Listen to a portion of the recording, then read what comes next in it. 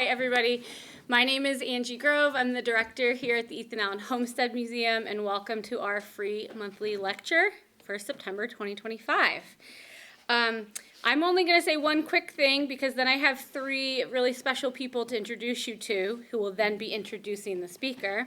But I will really quickly say thank you to CCTV who is recording this program. Charlie over there, yes, they do a great job. This really helps our program be more accessible to people all over the world who watch the videos on YouTube, as well as the locals who just can't make this time or date or location. So really appreciative for the work that they're doing. Okay, so I am now going to introduce you to three very special people who are relatively new to the homestead. We have these wonderful three interns from the University of Vermont, and this is going to be their very first time introducing the lecture program and the lecture speaker. I know they're going to do amazing. So we have Bryn, Macy, and Allie here.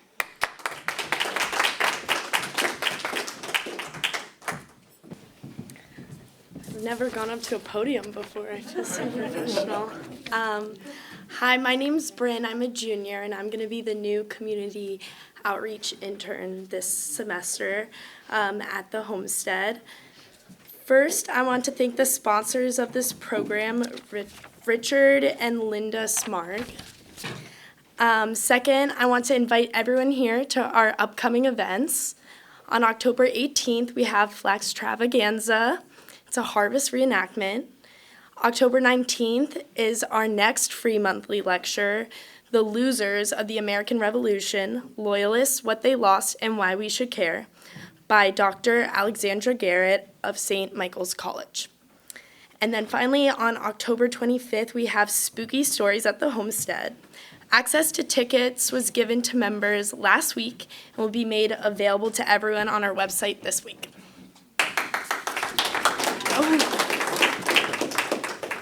Hi everyone, my name is Macy. I'm a senior at the University of Vermont, and this semester I am the interpretation intern here at the Homestead.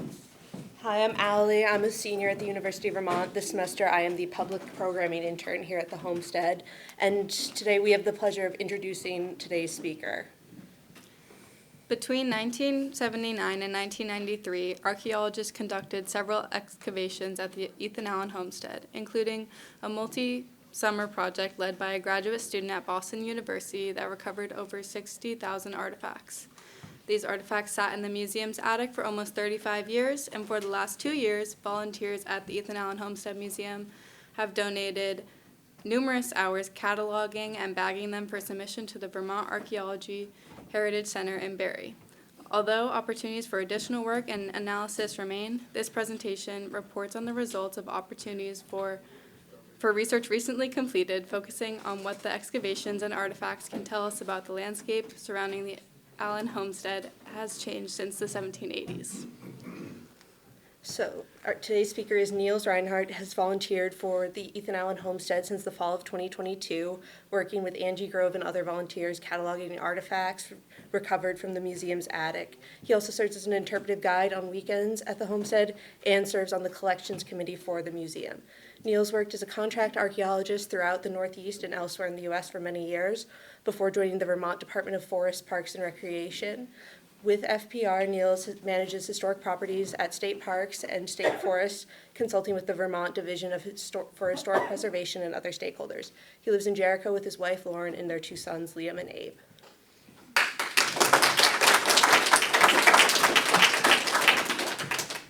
Thank you. I just saw I made this screen. I spent a while trying to learn how to do it, and it was supposed to be the flag for the green, but the green is so lurid. I didn't know, because on my home screen it had like a nice dark sort of forest green hue, so it's kind of lost that.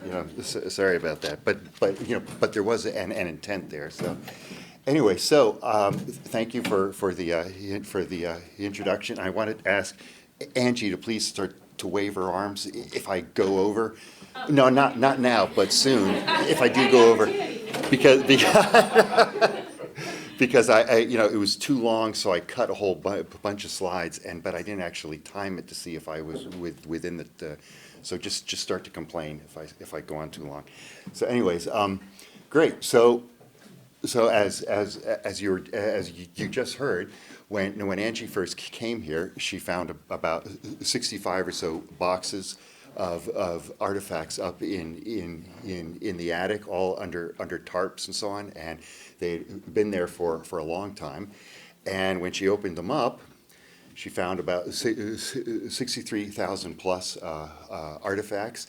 They were all kept in sandwich bags and film canisters and so on. And no, if you look here at these things, you can date this to probably early, like late 80s, early 90s. I mean, if you're doing some archaeology of the archaeology. But yeah, so she found film canisters and sandwich bags, some notes and so on. And there's also a big stack of these old printouts.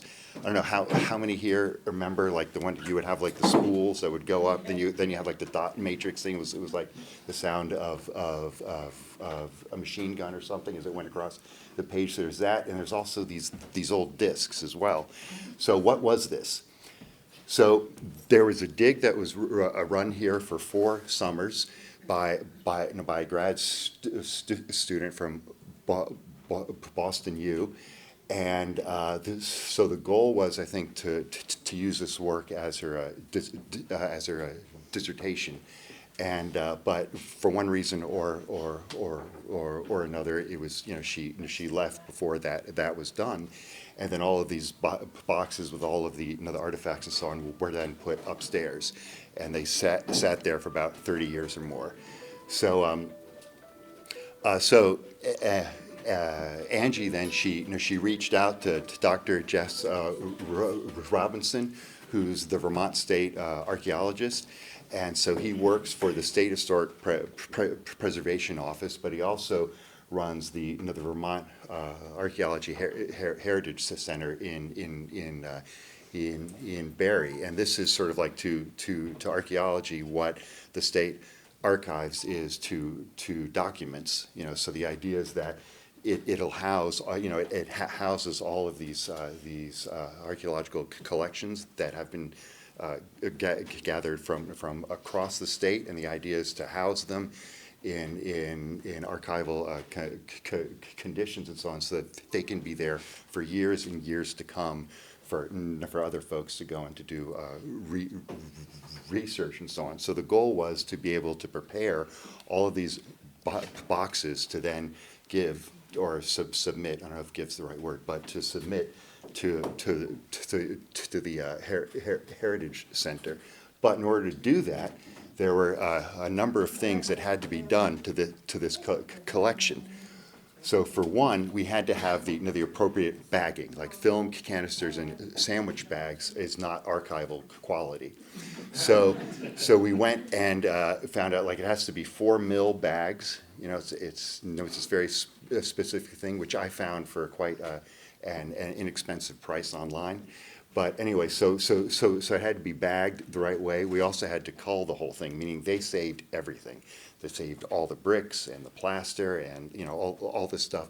And although it is important that we note all that stuff, but we don't need to keep it. It doesn't need to be kept in perpetuity. So we had to go and like cull all of that stuff. Also, we needed to create a functioning database. So that spreadsheet you saw was not functioning. It's paper. And it was very old, so we had to create some sort of a functioning database for it. And then we had to have some sort of a report that summarized all of the work that was done and why, and something that would create context there, so that folks in the future who might want to look at it would have, could have an understanding of what was done and why.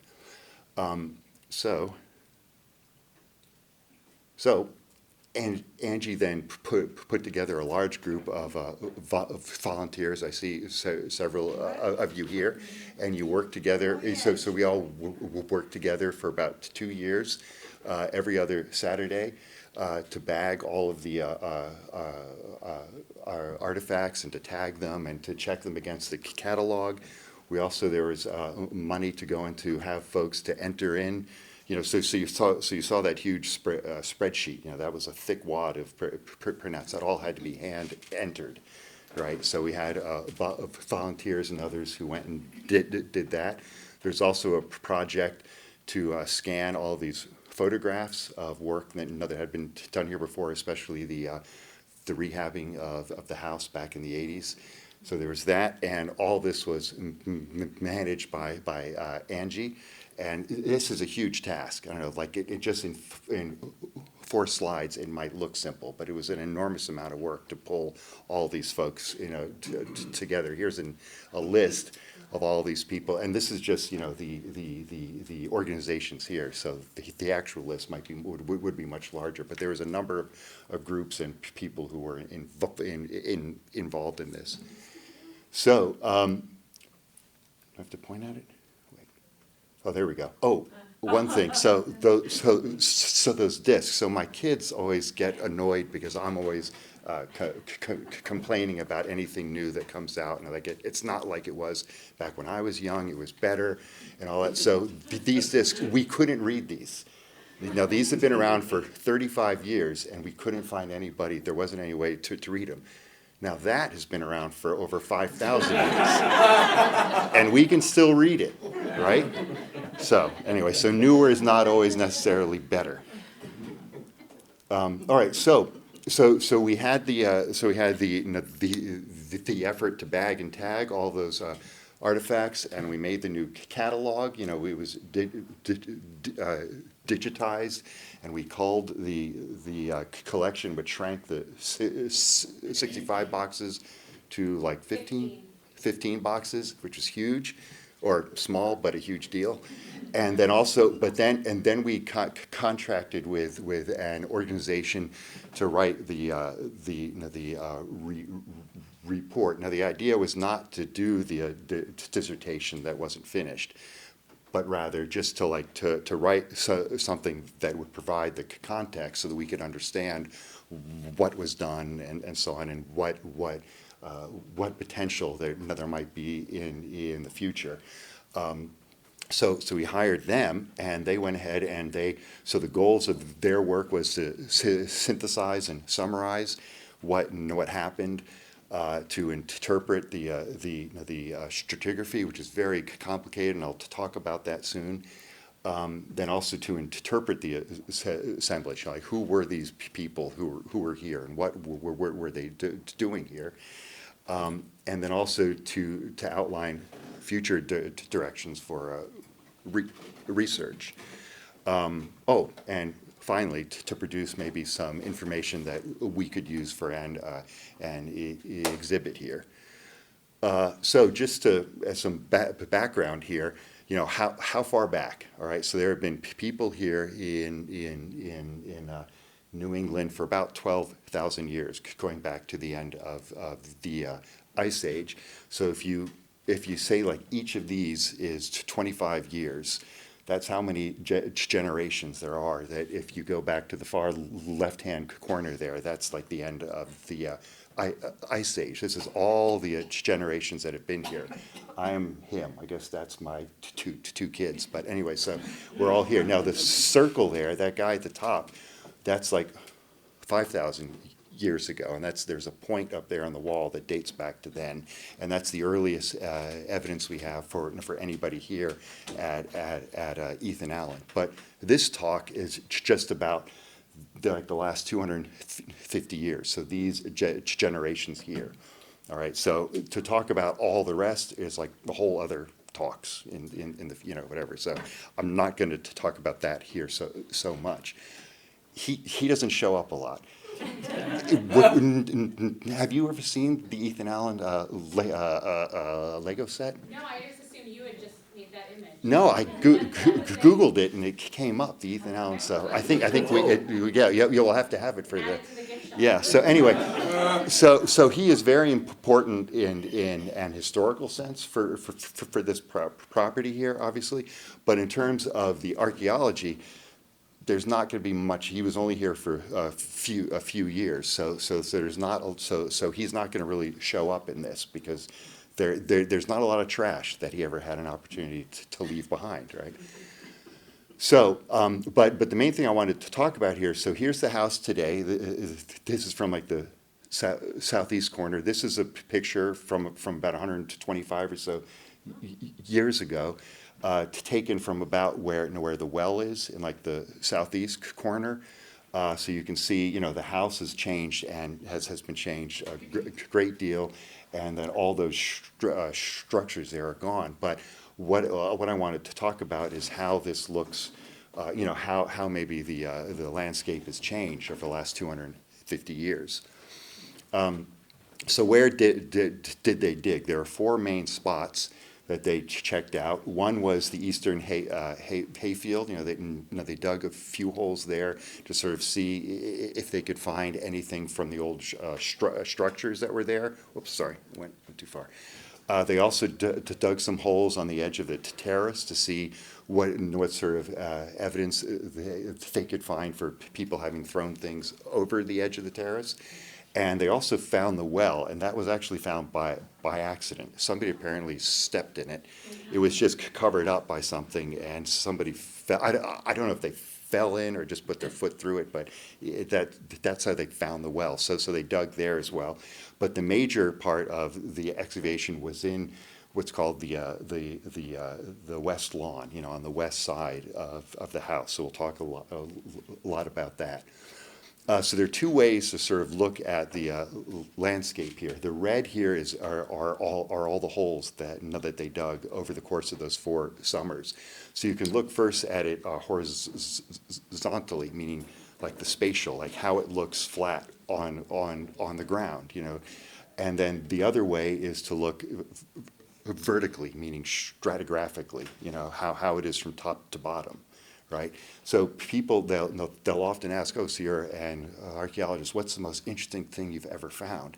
And I've never had a good answer to that because I study garbage. I study trash, and that doesn't elicit a lot of interesting, like here's a neat piece of trash. It just doesn't really work like. But so what we really do is look for patterns. Like we take garbage and we use patterns in that garbage to try to understand how people in the past, lived and worked and so on. So how can I find patterns across space and also up and down, vertically as well? So first off, our artifact densities. Where was the most stuff found? And there's no question here. It was in the west lawn. Right, it was there's no comparison to any other place across the property, and I'll talk about that soon to explain why that is. Then also, but then I wanted to see. So are there differences in the types of garbage? So if you were to make like two broad sort of categories, one being structural stuff, that's like nails, bricks, a window glass, things of that sort. That's one type. The other type being like domestic trash, that being like cups and saucers, pipe stems, things of that sort. Can we see patterns in where people are throwing out this different type of garbage? Now, so what this means is, if you look at on the bottom here, you've got all the holes that were dug here. Their coordinates. On the left there, you've got how much was found in each of those, and you can see here so you've got the blue line is the domestic stuff, and then the orange line is structural. So you can see that there are several holes in which it's mostly structural, and we'll talk a bit about why that might be, like what happened to produce that sort of chart. Once I start to make charts, I just can't stop. I keep wanting to find more and more ways to make charts. So for instance, if you look here, you can see where that arrow is pointing. That's a very high density of domestic stuff, pots and plates and bottle glass and so on. So why is it there? It's in the southwest corner of the west lawn. I don't know, but that's a pattern there. Then you can see here There we go. So structural stuff. There's a, it's a very dense in the northeast corner of structural debris. Why? I have some ideas which we'll talk about soon. So again, I'm just trying to find patterns, to see what's going on. Now, however, so people are, I should go back here. So people are throwing out garbage, all right? This here is the West Lawn, right? So people were, were throwing out trash there in the West Lawn. But what were the different ways in which people threw out trash? Like today, when you throw out trash, it's that, right? You put it in a bag, and it's out of sight, out of mind, right? I guess it all goes to the Casella place up north or something like that, but it's all gone, right? But in the past, there was no garbage collection. It was just thrown outside. So one way to do this is what's called the sheet midden. So this means you have, there we go. What she's doing, like she steps out her house and she just throws it outside. And so that creates a sheet, right? You've got garbage that's just spread out. And if you find many of the pieces that were found are very small because they were on the ground for a long time period. People are churning them up. They're horses' hooves. There's people's feet because it's just a sheet midden, right? This actually comes from a book from the 1840s in which somebody is talking about how drunk and lazy all the farmers in New England are. It's great prose about how they're all a bunch of drunks, but you see, but this is all, this here is a giant sheet midden, just all that garbage out there.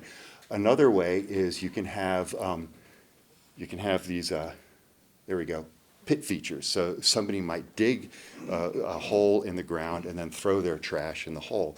My wife and I lived in Mozambique for about a year, and we had to dig holes and then throw our trash in the holes, which I found fascinating because there's so many other holes that were there. I kept doing like what you see there, where you dig your hole into an old hole, so you get this very complicated sort of effect there. So there's that type of trash. Then there's also privies, which are actually a great place for trash. I mean, for lots of types of trash. But anyway, so there's that. And then also there was more complicated thing where somebody might dig a hole and then put in a wall or something like that called a builder's trench as well. So you've got all these different types of pits and trash that are being formed all over that West Lawn.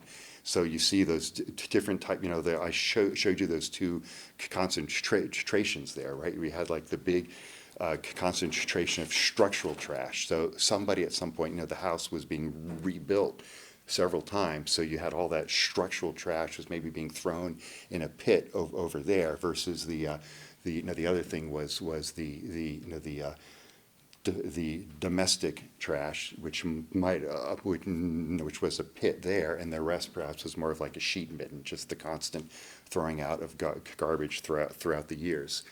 But the idea then is, how do we date this stuff? Like, how do we get, like, if we find a pit full of trash, how can we estimate like when that trash might date to? So there are several things, and they're not exacting or anything, but you can look, very broadly here. The evolution of ceramics throughout the 18th and the 19th centuries. So what happened is, like, for over 100 years, the English were trying to make pottery as good as the Chinese did, and it took them about 100 years to get there. But first they had creamware, which has a kind of creamy color. It's a very porous paste. So if you take a shard up and you put it on your tongue, it'll hang, because it's so porous, so it'll stick to your tongue. And then, but then by the end of the 18th century, they had come up with pearlware, which is more of a bluish tint, and the paste is finer. And then by the 19th century, they had whiteware, which is a much finer paste. It will not stick to your tongue. And I wouldn't say you should do that. Just I don't know. It's just something that happens if you're curious. Exactly. Yeah. From experience. Yeah. So and then there's and it's much more white. So what this means is if you find a pit and you've got only creamware, then you can kind of estimate that this is maybe from like the mid of the the 18th century. But if you have a pit that's only whiteware, then it's probably from like the second half of the 19th century. Now, this isn't to say that when pearlware came out, that everybody threw out all their creamware all at once. I mean, there's lagging there. You know what I mean? But it does provide a rough way to estimate age. Another thing is nails. I won't go into this too much, but there's so you can see the evolution of nails like through time. So if you've got your pit there of all creamware, but you get one wire nail in that pit, then you've got something was happening there. So it's more complicated to try to interpret. Why am I not good at this? All right, so dating across the site. So this chart right here, it's a whole bunch of spikes, but there are some patterns here, all right? If you look at the yellow there as creamware, and then the blue as pearlware, and the red as a whiteware, you can see there's some pits that were probably all whiteware, meaning from like maybe the second half of the 19th century. There were a few that were all pearlware, which means they're maybe like early to mid 19th century, and then there maybe is one that's creamware, but the creamware stuff is much more mixed in, So if you look at that on a map, oh, that's what I just said.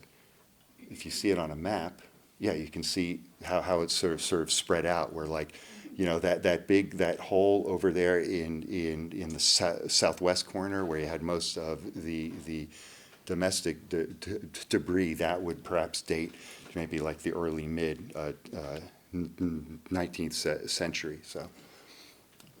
So next, the vertical context. So we talked about space, right? We can see how there's like different areas where people are throwing out structural stuff versus their domestic stuff. We can see how the west lawn was like the major area of where things were being thrown out. We can also see that things date to different time periods. So we can date to different parts of the yard to where things were being thrown out in maybe like the early 19th century, whereas like versus the later 19th century. But then, how do we interpret all of the stratigraphy? But first off, what is stratigraphy? I tend to use that word, like that, because I assume we all know what that means. But just assume that is stratigraphy, right? So archaeologists would call this the law of superimposition. All right, what that means essentially is the pasta on top was put there last. The pasta on the bottom was put there first, right? And so you can see so if you were to cut that down, so you could see like the age, so you could date. Well, you could also bore your date, I guess, but so you can like see, so the old stuff is at the bottom and the new is at the top. That's basically how stratigraphy works. It's much more complicated than that, but that's the basic idea of it. So what I did was, if you went to the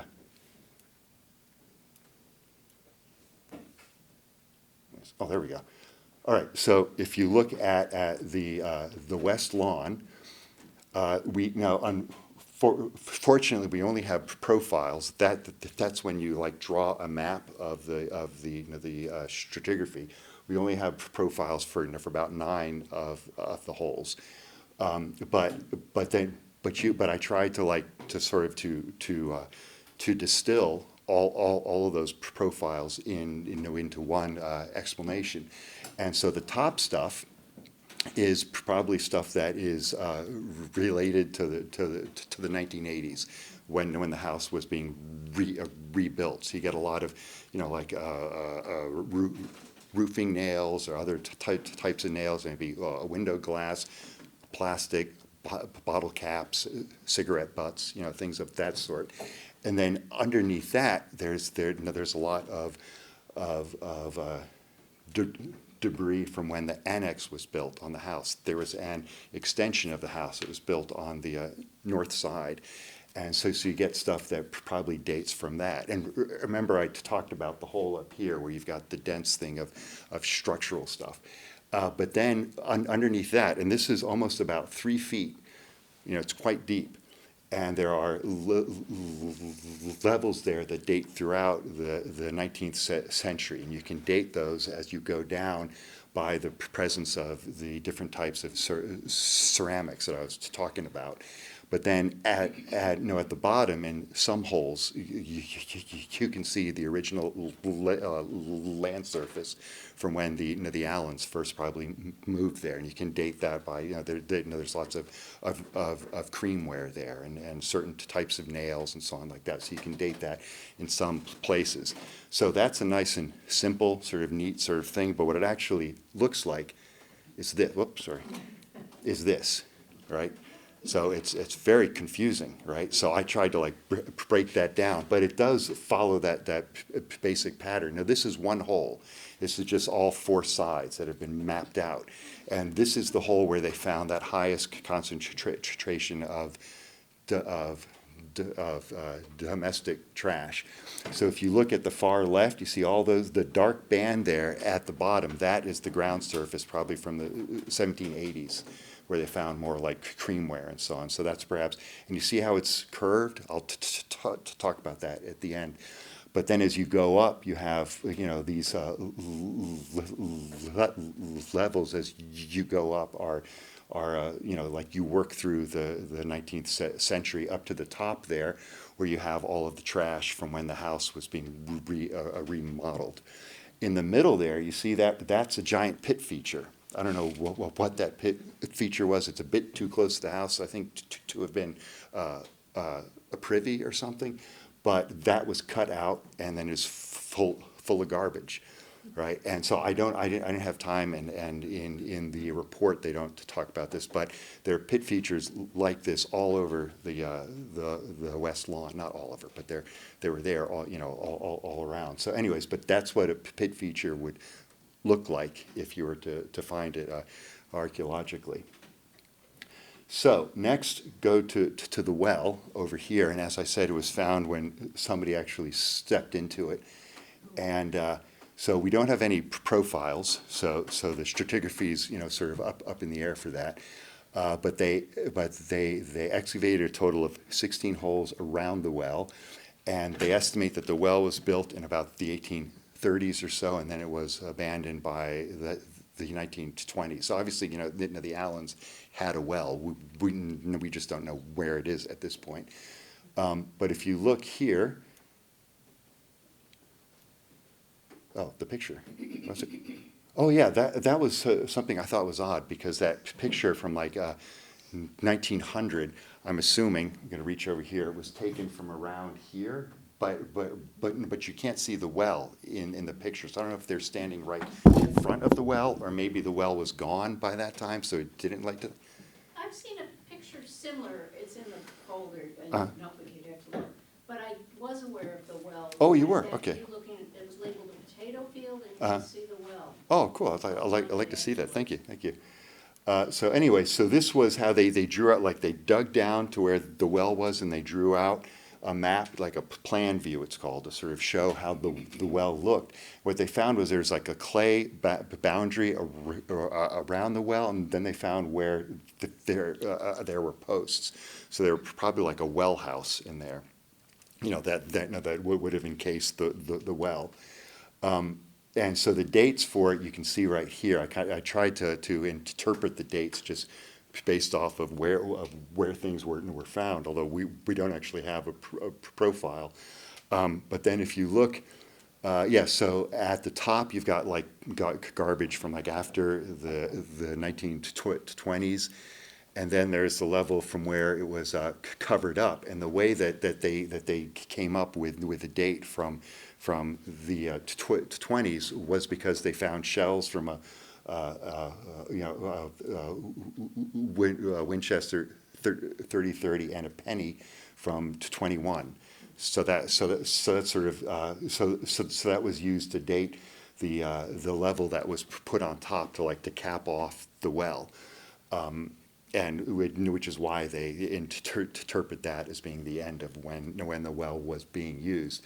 And then in the level underneath that, they found a large collection of ceramics that date from like the 1830s or so. So anyway, so that's the well. Now the eastern hayfield over here. Now this had been checked out by the University of Vermont several times in 79, 85, 88, I think it was. And there, what they said was that that whole field was all scrambled up essentially. So there was a tenant at the house named Brown, the Browns, and they apparently dozed the whole field in the 50s. So that barn, the barns you saw there, they all burned down in 1914. I assume there were still some of them left, and it was then dozed over in the 50s. And so the idea is that all of the deposits there were all scrambled up. However, what they found though was that this is just the history right there I gave you.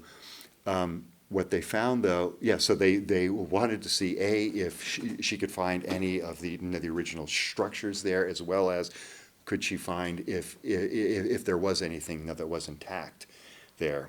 And what they found was there's a hayfield. They dug a hole right. Their holes were dug around there, I think. What they found on top, they found debutage. So these are like the stone, the remains when stone tools were being made. But that was on top, right? So that's probably because it was pushed there when the field was dozed.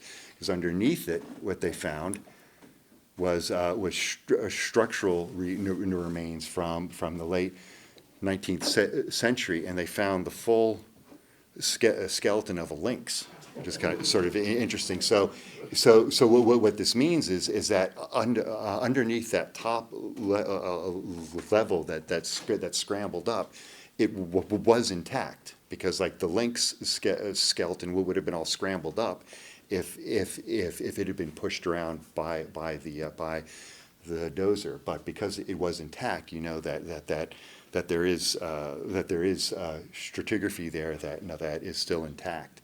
So yeah. There's a well in the picture with the. Oh, is that it right there? I assumed that was the well. Maybe I'm wrong. That's interesting. Well, we can pace it out. I can find it. We can try to figure it out. Thank you. That's great. I didn't even think of that. That's good. There we go. So next, the terrace. So she dug a few holes on the edge right there. The idea was to find out if people threw anything over, which I don't quite understand, because I assume if they did, it would be down the terrace. But so she dug on the edge of the terrace. And what she found here was the same sort of thing, that on top she found debutage and creamware, as well as plastic and so on like that. So I think probably what happened was that when there was the annex right here, and that was built in the 40s, and then there was also that was then moved in 85. So I assume that all of that land was being reworked, and that's why you have the oldest stuff on top. And then but then underneath that you find deposits that maybe date from when the house was being rebuilt in the 1840s. Sorry. Right. So you have the same thing there as you have in the hayfield, where you have like all of the disturbance on top, and it caps over, it seals over older deposits. So now what I wanted to talk about is how can we place all of this within the overall context of what happened to the landscape here at Ethan Allen. And so we're on like sort of like we're on a terrace that is surrounded to the east, sorry, to the east by the Winooski, and then we've got wetlands all around, and then the road over here. So you have this terrace that points out. So how was this land being used throughout the last 10,000 years? So throughout the Holocene, people have moved in small bands up and down the river here, right? And the way I try to talk about this just real simply is that, like me today, compared to them, I can eat an orange in February, right? Because that orange is brought to me from Florida or something like that. Because the food is brought to me, and I can bring the food home.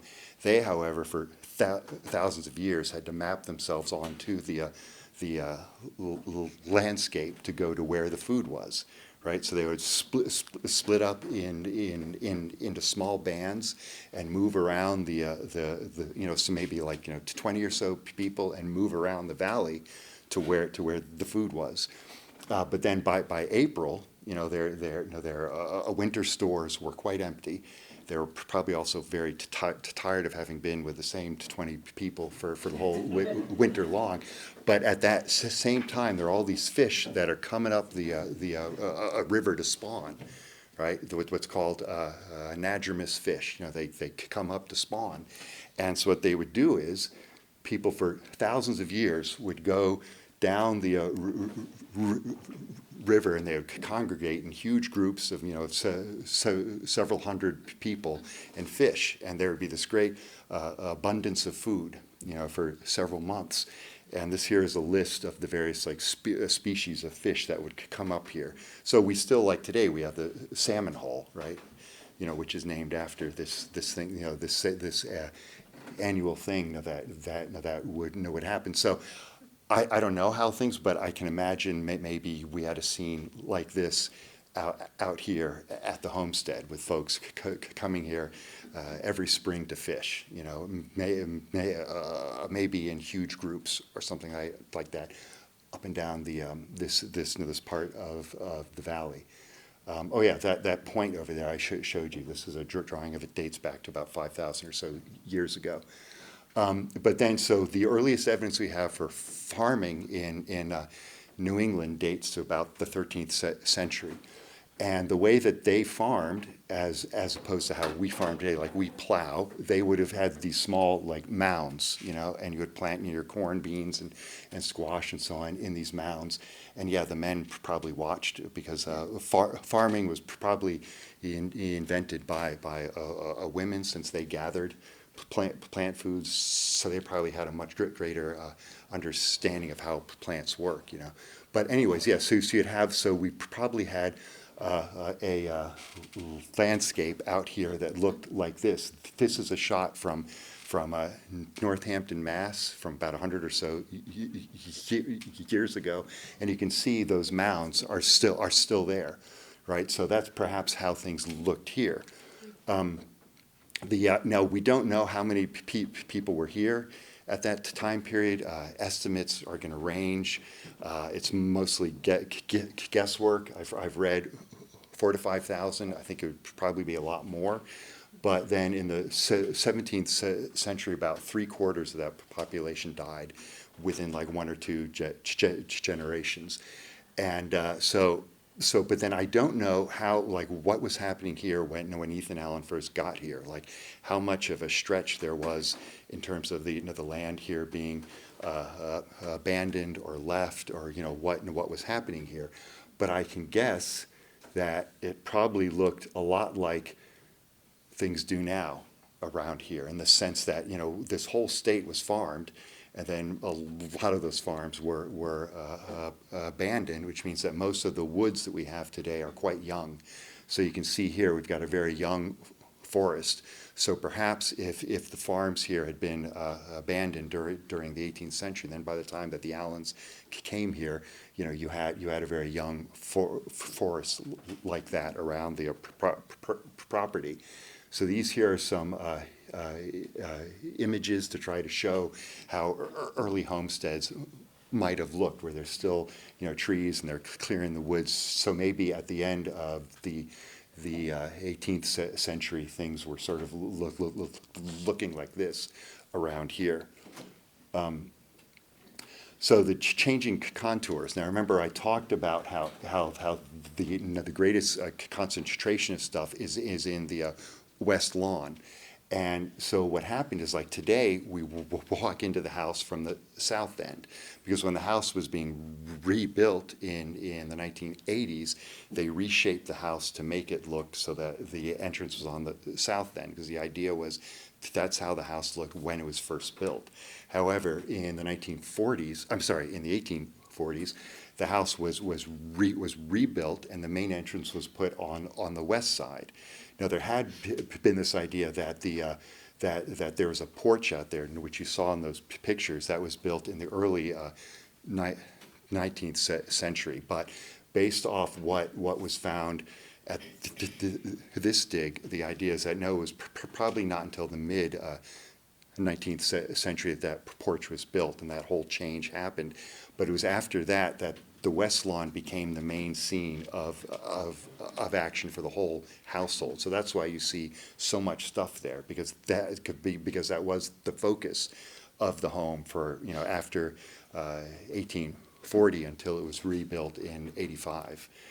But oh yeah, what I want to talk about is, so you can see that, so each line here, you know, the contours is a foot, and so you can see the steep terrace walls on the north and south, and you can see there's a very slight incline as you go up towards where the house is, right? However, if you look at some of the profiles, so the red lines here show where we have profiles for like the north or south walls of the holes that were dug. And remember that hole I showed you that was right here, right? So this is the north wall. So you can see there's really a steep, it's about 25 degree slope that's going down, right? And you can also see it, this is the south wall of this place right here, but if you were to turn that around, you can see that the slope is there as well. So I think what you would have had is you can almost see it here, but there's probably, like now it's all flat. And if you go back to here, you can see how it's flat on top, right? But if you go here, you can see how, like, you almost have to walk up to the house, right? And so I think that when that house was first built, they probably came here and it was on a rise. There was a rise there, and that's why they I assume, chose to build the house in that place, because it was a higher rise to like walk up to it. You know, it was slight, but it was still, you know, it was the highest point throughout the whole property.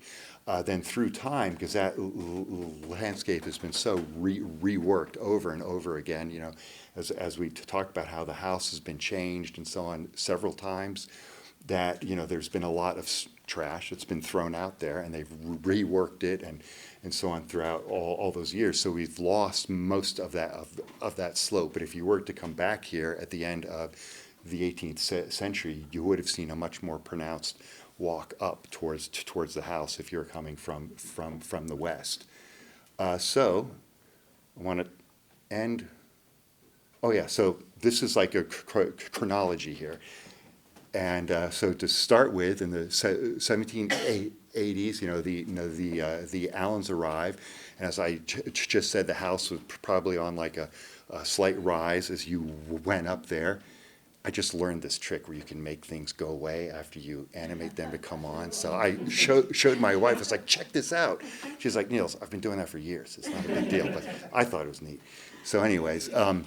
Yeah, and then so throughout, you know, going into the 19th century, once the Allens have left, you've got a succession of tenants coming in, and as we all know, when you move into an old house, you clear out all the old stuff. Maybe like you repaint the walls or something. Maybe you change a few things here and there.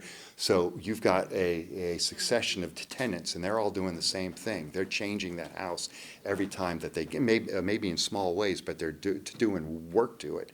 And maybe like they might want to throw out some of the old cutlery that was left there, or old pot or whatever. So that's all getting thrown out outside. So you see that process happening throughout the 19th century. We have the well built in the 1830s with the well house. Why am I so bad at this? There we go. Then the house was redesigned in the 1840s, as I talked about, and they changed the whole direction of the house from with the opening being on the south to the opening being on the west. And as I was saying before, there was a dig here that was done in '79 by UVM, and they said that they thought that the porch was built in the early 19th century, but based on how that material was reanalyzed in the report that was just done, it was probably built in the 1840s. But anyways, so you can see so there's a lot happening in that yard at that time. You get a lot of that structural debris from when the house is being rebuilt. And remember, there's that corner I showed you in the northeast part of the yard. We had that big pit of structural stuff. That all dates, I think, to when the house was being rebuilt in the 1840s. And then in the late 19th century, yeah, they also dug several holes out where all the black locust trees are. And in the report, they talk about those trees dating to back in the 19th century. I think the trees we have there would be the descendants of those trees, because a black locust tree is probably not going to live more than 80 years. I mean, it's a short-lived tree. But they found like pits and so on that maybe indicated how those trees were being planted. And then so the fire destroys all those structures in the eastern hayfield, and then there was and then the well is buried in the 20s, and then the annex on the north side of the house is built in the 1940s. And then the annex was, and then the east hayfield was bulldozed in the 1950s to make that whole yard, flat. And then we have when the homestead starts and it's rebuilt and all that. So the future. So we've done all this stuff, right? So we bag tagged and cataloged all of the artifacts.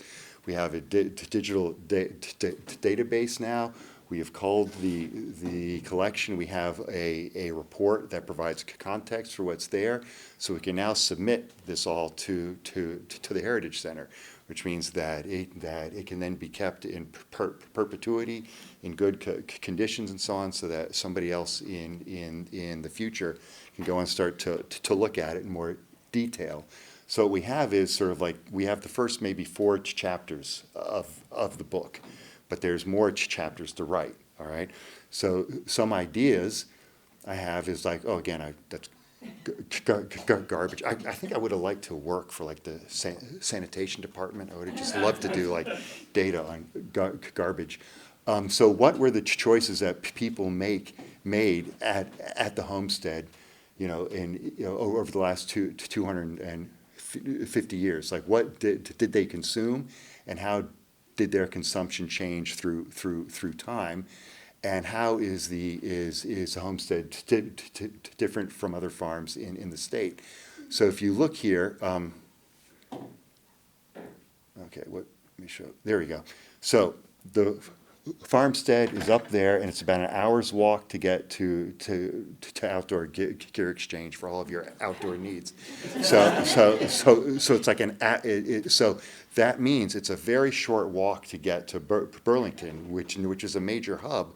You've got access by, I'm speaking in the present tense, but I mean back in the 19th century, you've got access to the railroad, to the lake, you know what I mean? So you're not a rural farm at all. So that means it can be very different than all the farms that we see today that you find throughout the woods when you see cellar holes and so on. The farm here is going to be very different. So how is it different? Another thing that's very interesting. Now, this is a very rough chart, just drawn off of some work that was done to track all of the households and so on that were here. But when I spent a lot of time in my job mapping in all these old farmsteads throughout the woods in the state. They're everywhere, right? And when you look back through time, there's maybe one or two generations that lived at any of those, maybe one or two families. So there's not a lot of change, But Ethan Allen here was farmed from the 1780s, so it was farmed for 200 years, and there are a lot of families, a lot of tenant farmers. They're coming in and out. So this is rough in that some of this is counting actually individuals, some is counting like families, but you can see an enormous amount of change. So how does that look different compared to these farmsteads that you find in the mountains and so on, just with one or two families? So anyway, so these are some of the things I think are kind of would be interesting. If I was going to write a dissertation about this, which my wife told me not to do, I never finished mine. So she was like, "Don't go finish somebody else's." So, anyways, but these are some of the sorts of things I would want to check into. So anyway, so that's what I have. But I wanted to thank Angie for putting this all together. It was a huge effort. It seems like it was, but it was a huge effort. So I want to thank her and all of the many people who took part in it. So thank you.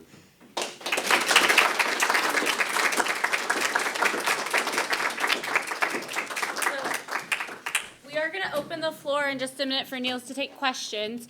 Before I do that, I did promise our Assistant Director, Angela, who's out at the front desk, that I would mention memberships, because she is in charge of memberships, and I always forget at these events. So how that connects to what Niels just presented, as he said, there are next steps. We would like to do an exhibition about these artifacts. I would love to have more signage outside with images, with some of the charts and timelines, so people can stand in the spot where the dig happened, where the lynx was found, where that well was. And all of this, of course, takes the support of a lot of people, takes volunteers, but it also takes funding. And one of the ways that you can support the Homestead Museum on an ongoing basis is by becoming a member. So if you're not currently a member, I would like you to consider it. There are sheets to sign up at the front desk, right, Angela? You'll handle that. So when Niels is done taking questions, you can talk to Angela about becoming a member and also joining our mailing list, so you can hear about future events and future fundraising efforts we have for this. Okay, and Sorry, forgot. yes, we also would like to thank, there were two major funders for the 3-year project that Niels just presented about. And so we would like to thank the Champlain Valley National Heritage Partnership and Vermont Humanities, both of which who awarded us grants to complete some of this work. So thank you to them. Okay. Niels, Great. questions? Yeah. Anybody have any questions for Niels? Cool, I was actually by like 45, well, You were 50 perfect minutes. on time, Wow, yeah. okay. Good for me. You first, sir. Do you think they changed the orientation of the house because of filling up the yard? Like, had they flattened out what was in At that time? direction, and so they changed it so they could start throwing stuff out, or was it? I don't know, but I can make something up. But no, I mean, it's a good question, so I don't know. I hadn't thought of why. I think that it was more of an architectural thing, like the style in which the house is built in the 1780s was typical of that time period, and they wanted to build a house, to make the farm look like the style that was popular, so I think that maybe was as to why they switched the entrance to the west lawn. I don't know to what extent that might have been a part of that want to change the style of the house, so I don't know. But so you're asking, like, did they do it because to enable them to throw out garbage in another place? Yeah, just. Yeah. Curious. That's crazy, yeah, because it might have been that maybe that, it was such a mess out front, they wanted to change the front yard. Or they flattened out and they wanted to walk up to the house. Yeah. So I don't know. I hadn't thought of that. It would be interesting. I mean, I think the way I would attack that would be to look at the structural, like why the structure was changed to create the new architectural style. Like how did that reorientation fit into the mold that they're trying to put the house into? You know what I mean? That's maybe the way I would look at that. But yeah, it could be maybe that could play a role in terms of where they wanted to throw stuff out. So I hadn't thought of that. Thank you. Thank you. Yes, sir. Were there any barns built in Ethan Allen's era?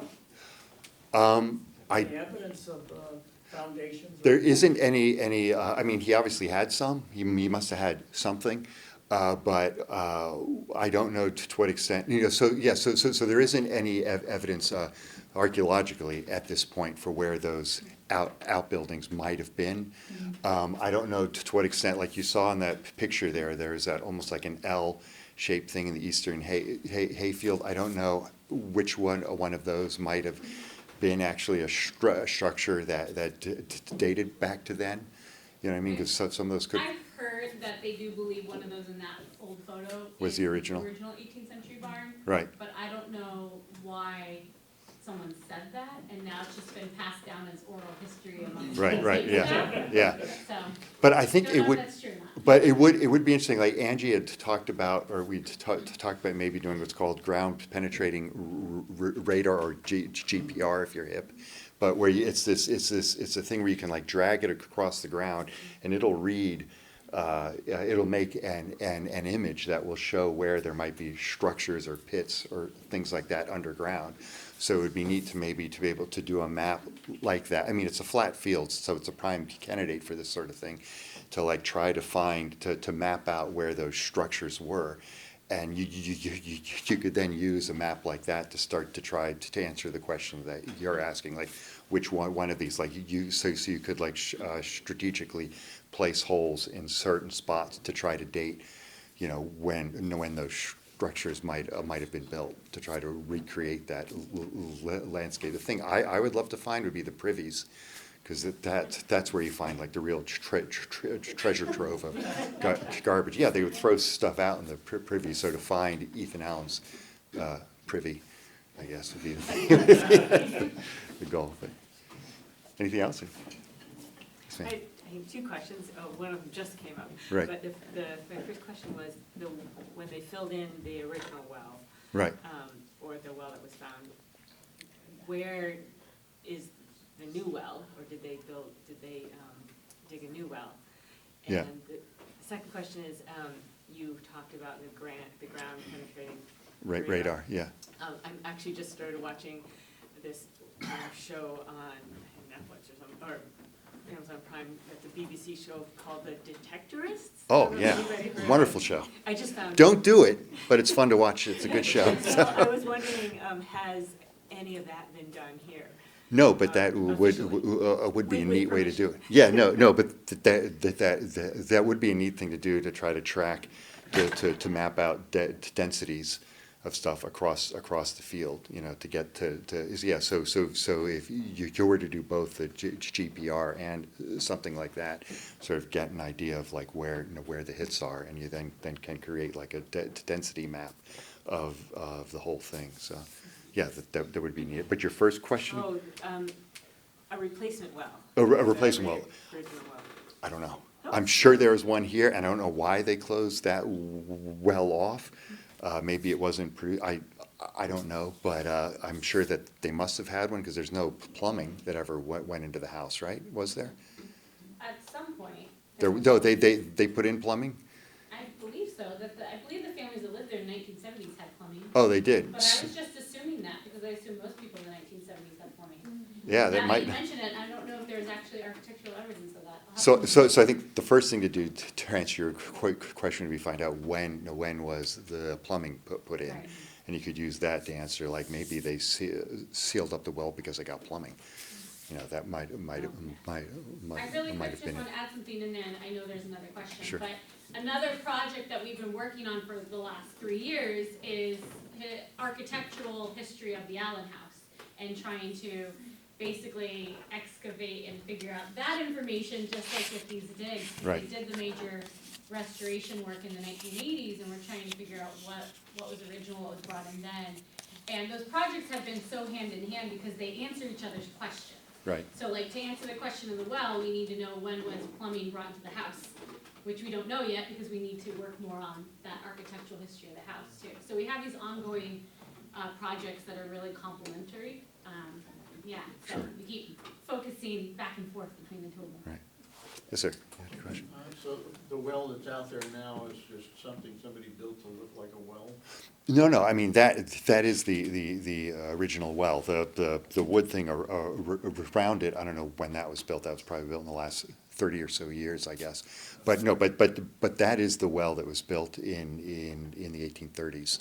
I don't know to what extent that they had to reconstruct it, but that is, the actual well. Filled in by dirt and then they- Well, it would appear from what I saw in the notes that it was not filled in, they just like covered it over with something, and that's why the person fell in when they walked over it. So maybe it was capped off. Like I remember when we moved into our old house, my kids were like that, and I didn't know there was a well in the backyard with a little cap over it. My kids were going up and down because it was bouncing. And then I went out there, I was like, stop! And I realized it was a well cover that was like you couldn't see it, but it was like going like that. So I'm assuming it was like that sort of a thing. And Niels, but- will you be staying around a little bit longer? Sure, if anyone has absolutely. Any more questions? Okay. Thank you. Absolutely. And so Niels will be staying around if you have more questions. We also have some volunteers who are working at the artifact tables down in the lobby. So you can actually see some of the artifacts that our volunteers recently rebagged and labeled. And also our volunteer Rich right here in the doorway, he set up our snack table today. So thank you to Rich for that as well. Please